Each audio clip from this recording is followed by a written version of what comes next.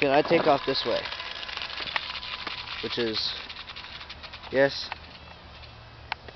the direction of the sun. And most riskiest takeoff places, yeah, because the tree there. Oh, there we go. Okay, took off. Now let's see if I can do an actual flight. Ah! That is not good.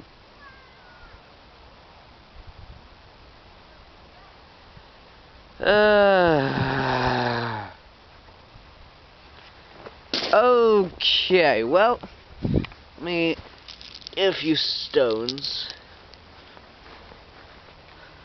It's not all too bad.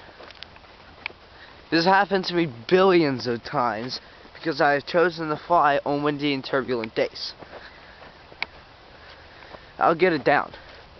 Oh, that's a tough spot. How didn't it catch on any of these branches? It caught on that branch.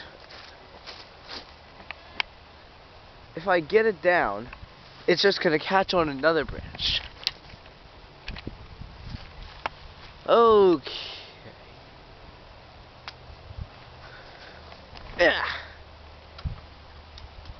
The guy only have one option, to climb up there.